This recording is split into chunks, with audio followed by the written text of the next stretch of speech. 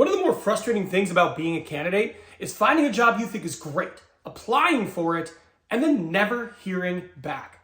But did you know there are actually things people do that cause recruiters to ignore their resume? I've been in recruitment for almost 15 years, and in today's video, I'm going to give you 7 different things that people do that cause recruiters to ignore their resume. Let's go. Okay, the first thing you might be doing is you might not be using the right keywords. So when you apply to a job, a lot of companies have what they call an applicant tracking system, or ATS. And what the ATS does is it compares your resume to the job description and usually gives an overall match score. And a lot of that is based on role titles and keywords. So one of the things that you need to be doing as a candidate when you apply for a job is you need to make sure you're looking at the job description, looking at the different keywords they put that are aligned with your role, and making sure you're including enough of those exact keywords in your resume. This is a small thing, and you don't want to go overboard with it. You don't want to flood your resume so that doesn't make sense, but you also want to make sure that you're not excluding keywords that are relevant to the job you applied for and you have in your background. If you do that, you're doing yourself a big disservice. Another huge one is typos in your resume, and some of you might think this is common sense, but I gotta tell you, I can't tell you how many times I have seen resumes with typos in it. I've seen resumes with typos in it when they're referring to their attention to detail. And that's both incredibly ironic and sad, because the reality is if you have typos in your resume, most of the time, that alone might get you thrown out as a candidate, which is incredibly unfortunate because you might be an amazing candidate, but here's the reality. I was talking to a client the other day. They said they posted a job and they got 400 applicants. 400, right? So if you're looking through, the different people who have applied to your job, and there's 30 qualified people, and 29 of them have no spelling errors, and your resume is the one with spelling errors, who do you think they're going to move forward with? The reality is there is way too much competition for little mistakes like that, and they can actually hold you back. The next reason is you don't have data and numbers to support your achievements. It is one thing to say, improve sales in my region. It is another thing to say, I improved sales in my region by 15% in a 12-month period by blank, right? That is called quantifying your impact. And in your resume, if you are making claims of things you have done, but you are not adequately quantifying it, you are leaving money on the table. The difference between quantifying your impact and not is often the difference between getting an interview or not getting an interview, or getting an interview and then being enthused about the prospect of you as a candidate because you have already told them the impact you have made at previous stops. So make sure you include the numbers if you're able to. Hey, by the way, if you're finding value in this video, do me a favor and hit that like button. Look, it is free for you.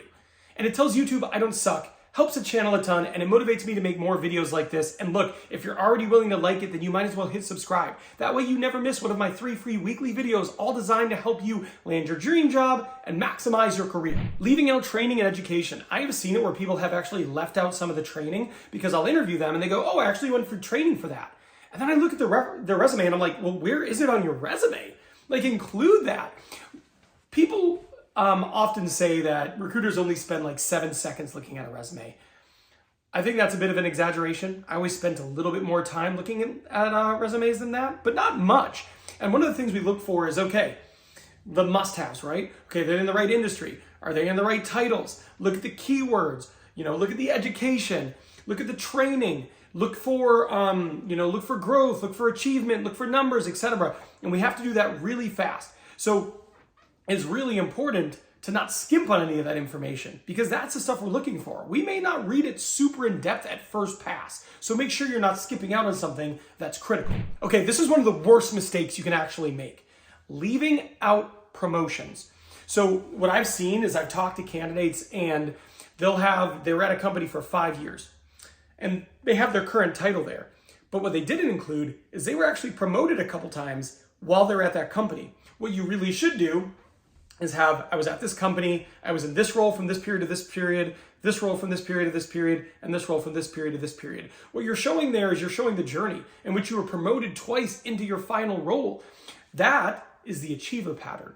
Achiever pattern is something that all recruiters look for, and it's basically different items on your resume that signify you're a high achiever. You have been promoted, you have won an award, you did blank, right? These are things we look for. So If you leave out promotions and you just say, hey, this is my current title and this is how long I've been at the company, you are absolutely leaving money on the table there. One of the big ones people don't think about is you've applied too late. So if you look online and you're on LinkedIn and you're going to apply to a job and it says 100 people have already applied to this role. Okay, well, if the 100 people who applied before you, if like, I don't know, 20% of them are qualified, it doesn't matter how good of a candidate you are. They're probably not going to look at your resume because they're going to move forward with the people who have already applied who are qualified. When I was a corporate recruiter, I would literally stop looking at people after a certain number. I get 20 candidates and 10 of them are qualified.